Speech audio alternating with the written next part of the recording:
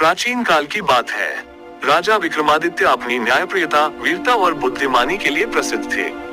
एक दिन उन्होंने एक रहस्यमयी गुफा में प्रवेश किया, जहां एक तांत्रिक ने एक बंदरिया को जादू से स्त्री बना दिया। विक्रमादित्य को देखकर वह स्त्री डर गई और बोली, मुझे ऐसे मत देखो, मैं तपस्विनी हूँ, तुम्हें श्राप दे दूंगी। पर जैसे ही उसने विक्रमादित्य का नाम सुना, वह उनके चरणों में गिर पड़ी। उस स्त्री ने बताया कि वह कामदेव और पुष्पावती की पुत्री है। जब उसने अपने माता पिता की इच्छा का विरोध किया, तो उन्होंने गुस्से में उसे एक तांत्रिक को सौंप दिया। तांत्रिक ने उसे बंदरिया बना दिया और गुफा में बंद कर दिया। विक्रमादित्य ने उसे आश्वस्त किया और कहा कि वह उसे मुक्त करके अपने साथ ले जाएगा।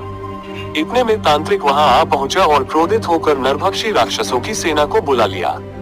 परंतु विक्रमादित्य ने अकेले ही पूरी सेना का संहार कर दिया। ये देखकर तांत्रिक समझ गया कि वह किसी साधारण व्यक्ति से नहीं लड़ रहा है। जब तांत्रिक अपनी माया से अंतर्ध्यान हो गया, तब विक्रमादित्य ने बेताल का आह्वान किया। बेताल ने आते ही तांत्रिक को परास्त कर दिया और उसे पाताल लोक भेज दिया। विक्रमादित्य उस स्त्री को साथ लेकर महल लौट आए। रात को महल की छत पर विश्राम करते समय उन्हें किसी स्त्री की चीख सुनाई दी। तुरंत अपने घोड़े पर सवार होकर वह उस दिशा में गए। कुछ दूरी पर एक स्त्री प्राण रक्षा हेतु भाग रही थी और उसके पीछे एक विशाल राक्षस दौड़ रहा था। विक्रमादित्य ने राक्षस से युद्ध किया, लेकिन राक्षस अमर था।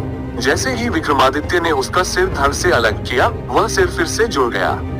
फिर भी विक्रमादित्य ने हार नहीं मानी। राक्षस का सिर पकड़कर घसीटते रहे, जिससे राक्षस घायल हो गया और भाग खड़ा हुआ। स्त्री ने बताया कि वह सिंघल द्वीप के एक ब्राह्मण की पुत्री है। तालाब में स्नान करते समय राक्षस ने उसे देखा और जबरन उठा लाया। वह उसे अपनी पत्नी बनाना चाहता था।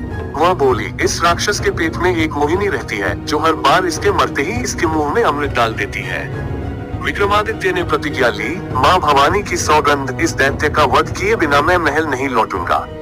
उन्होंने उस स्त्री को सैनिकों के साथ महल भेजा और खुद अकेले राक्षस की खोज में निकल पड़े। ये कथा यहीं समाप्त नहीं होती। आगे क्या होगा? विक्रमादित्य कैसे उस अमर राक्षस को मारेगा? अगला भाग जल्द आएगा।